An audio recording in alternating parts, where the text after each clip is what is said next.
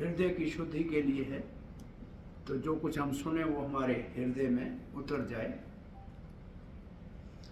गुरवे गौरचंद्राय राधिकाय तदालये कृष्णाय कृष्ण भक्ताय तद्भक्ताय नमो नमः। ओम नमो वासुदेवाय। ओम नमो वासुदेवाय।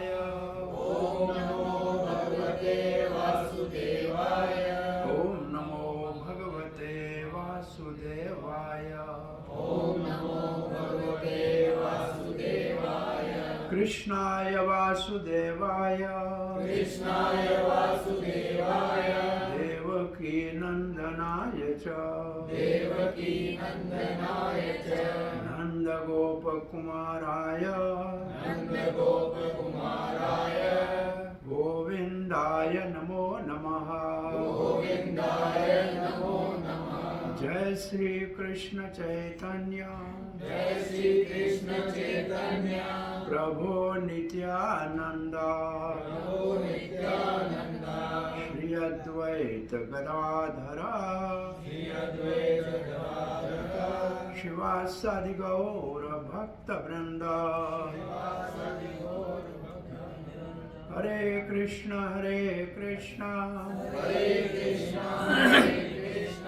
कृष्ण कृष्ण हरे हरे हरे राम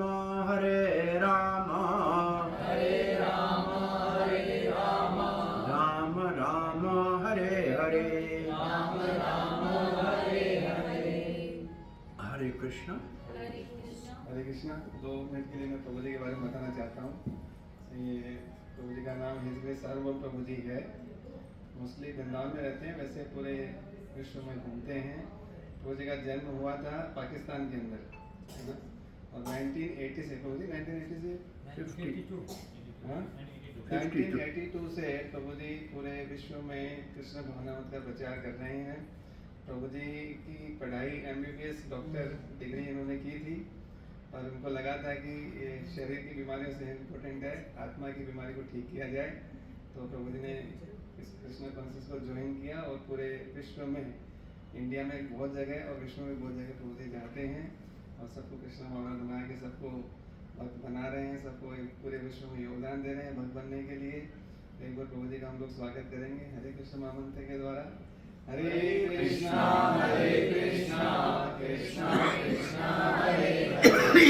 हरे राम राम राम हरे हरे।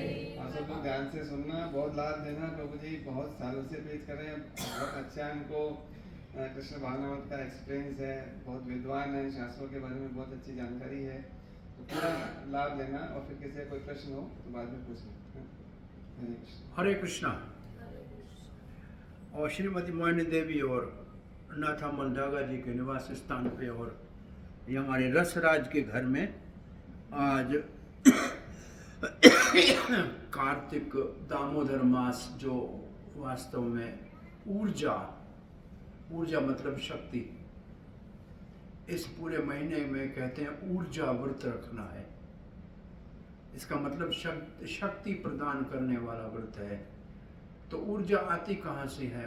ऊर्जा आती है शक्ति, और शक्ति है श्रीमती राधा रानी। उसका नाम है ऊर्जेश्वरी, ऊर्जा की स्वामिनी। ये महीना राधा रानी का महीना है और राधा रानी हम सबकी माता है। राधा है जगतेर माता। तो माता जब भी हमारे को सुख चाहिए, शांति चाहिए, तो माँ की गोद में मिलती है। तो ये माता जी का विशेष रूप से इस महीने में भगवान दामोदर, इस महीने का नाम ही दामोदर मास है। दाम कहते हैं रस्सी को, उधर कहते हैं पेट को। माँ यशोदा ने नटखट श्री कृष्ण को उखल से बांध दिया था, पेट में रस्सी डाल के, उसका नाम हो गया दामोदर। छोटा बच्चा था, बच्चे सारे शरारती होते हैं, जितने शरारत ज़्यादा करते हैं बचपन में उतने बड़े होके बुद्धिमान होते हैं। अब भगवान छोटे तो शरारत करते थे, नटखट बड़े होके गीता का उपदेश दिया, दुनिया सारी उसका सहारा ले रही है। तो अच्छा है, बच्चे नटखट होने चाहिए, ये उनके नटखट होने के दिन हैं। सो ये दामोदर महीने में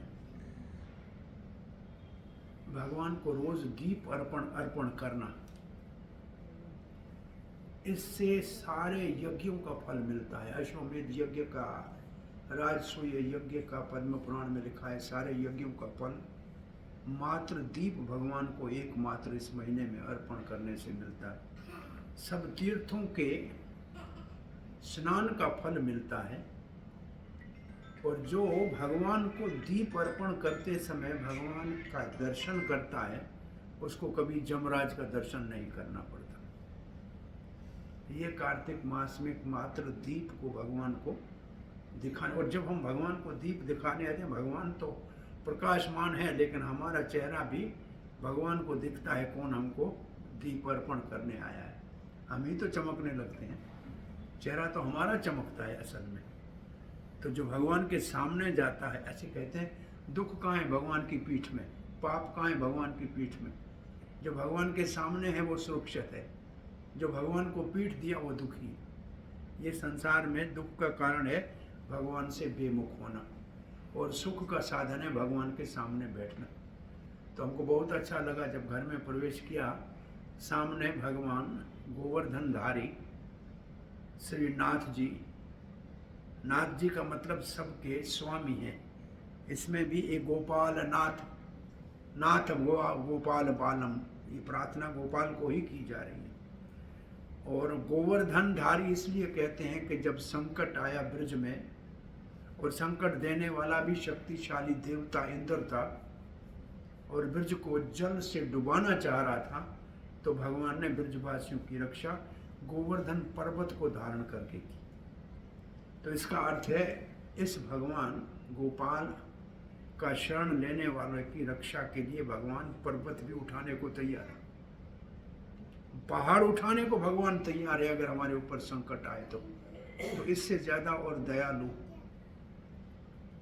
कृपालु, स्नेह करने वाला, अपनी ओर आकर्षण करने वाला भगवान कहाँ मिलेगा। कृष्ण का नाम का अर्थ है आकर्षण करने वाला। जैसे चुंबक होता है ना, सबको अपनी ओर खींचता है, ऐसे भगवान श्री कृष्ण एक महान चुंबक है, और हम सब छोटे छोटे लोहे के टुकड़े हैं। होना ये चाहिए कि लोहे के टुकड़े को चुंबक को जाके चपक जाना चाहिए। आपने देखा है चुंबक, मैग्नेट देखा है ना, मैग्नेट भी लोहे का ही बना हुआ है, लेकिन वो पावरफुल होता है। छोटा लोहा उसके सामने लाओगे तो उसको चपक जाता है। ऐसे भगवान श्री कृष्ण कहते हैं, कृष्ण का मतलब है बहुत बड़ा चुंबक है, मैग्नेट है। वो इतना सुंदर है कि उसको देखो तो देखते रह जाओ। वो इतना शक्तिशाली है कि उसके सामने, अरे वो होंठों के द्वारा 6 दिन का था तो 12 कोस की पूतना के प्राण निकाल ली। कोई अस्त्र शस्त्र तो चलाया नहीं, उनके होंठों से, मात्र होंठों से, और पांवों के अंगूठे की लात मारने से सक्टासुर को आकाश में उड़ा दिया, और गला घूंट के तृणावर्त को अपने हाथों से सबके बल पटका के मार दिया। ये तो 1 वर्ष के अंदर इतने असुरों का उद्धार कर दिया। तो इससे ज्यादा और शक्तिशाली कौन हो सकता है। सुंदर है, शक्तिशाली है, ज्ञान गीता का दिया, इससे ज्यादा और ज्ञानी कौन हो सकता है। और फिर भी इतना बड़ा महान है